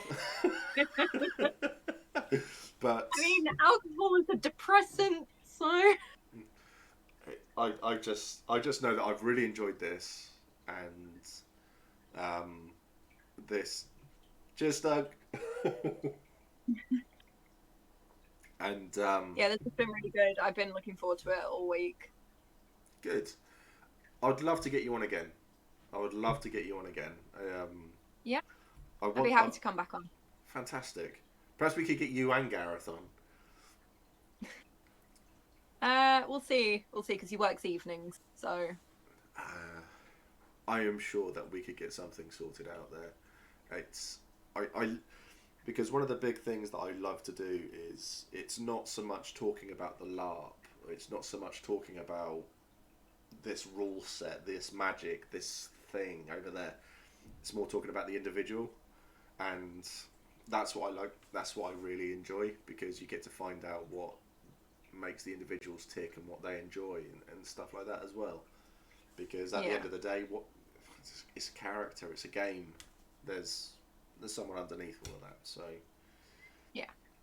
So thanks for coming along to my TED talk this evening. But no, seriously, thank you so much for coming on, Gina. This has been really, really good fun. Yeah, thank you for inviting me. The open invite. I'm really glad I took that opportunity. Yes, me too. There's you and Jess. I think having because a lot of content creators for LARP, they all seem to be in America, don't they? So it's nice to know that we've got our own little nook over here, really. So it's really, really good. And yeah, it's been fantastic. It's been really, really good fun. Yeah. So are you at work tomorrow? No, I'm back at work on Monday.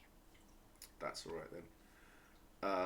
Unrelated news, Pete says, I have diggy holes stuck in my head.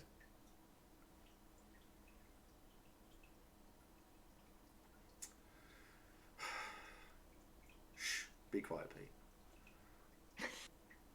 I would like to leave now. Yes, yeah. Yes. As Stug says, born underground, suckled from a teat of stone. Welcome to the Hefty Fan. I love it. It's great. Love it already. Yes. Yeah, thank you so much for coming on. You've been a really good laugh. It's been really good to chat to you. Would love to get you on again. And that. So, I mean, once you've got the all your crafting area sorted and that, we can do with, as Stug said, you're stuck with us idiots now. Pretty much. Yay. Yeah. So, I've done one craft stream so far. Would like to do another. So, if you fancy coming on a crafting stream and sit down and do some crafting with us idiots, then that would be great as well. Yeah. So, yeah. I think that's it, really. What news have I got? Monday, Call of Cthulhu. Yeah, you can see us being absolutely fucking inept again. I nearly hit someone with a brick, let's put it that way. That's how good we are at Call of Cthulhu. Yes, well, this idiot and a load of great people. Yeah, this idiot, loads of great people. So, yeah. But yeah, Call of Cthulhu on Monday, Varushka Chat. Yeah, Varushka Chat on Wednesday. And I don't think I've got a chat lined up for Friday yet. I'll see who's about. I'll see if we can get someone else. Let's see who we can get on. I would love to get Dan on to chat. I really, really would. I think that would be really, really good. By this idiot, I mean me. Shut up, Stug. You're not an idiot. You've got a really cute dog. And a very talented wife. So, you're obviously, hitting way above your level. Oh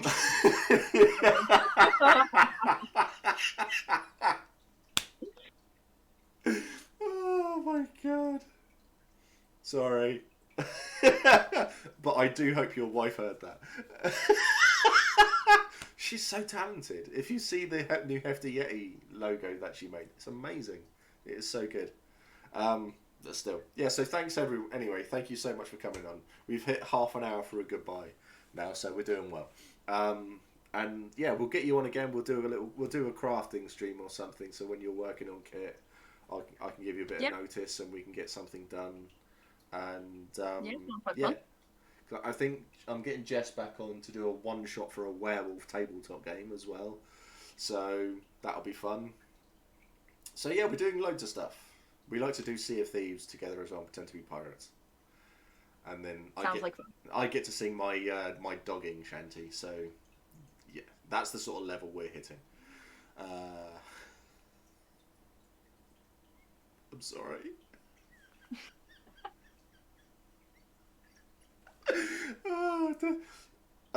Final story on the last stream we did where everybody was donating bits and everything. It was literally 20 minutes of me just pissing myself laughing. That was the stream. It was great. It was so good. Still, yeah. My dogging shanty. Hey ho, let's go dogging. Hey ho, let's go. We'll yeah. If E1 doesn't happen as well for everyone, I have found a camping site. So that is open all year round except fires. So there is a chance that I'll be setting up a Hefty Fan meetup as well. So everybody can come to that potentially if numbers are all right, and you're all allowed to stay 2 meters away from each other. 3 hours later, shut up, John. Anyway, yes, let's call it there. Yeah, so if you hang around for a second in chat, Gina, and I can actually say goodbye properly, and then everyone else, yeah, you all take care, look after each other, stay safe. Yeah, we're all in lockdown. We're all in this together. If you're struggling, reach out. We're all here. Yeah, just stay safe and look after yourselves. Okay? Take care and bye-zy bays. Bye. Oh, I thought I heard the captain say, leave her, Johnny, leave her, for we were near sunken Catazar Bay.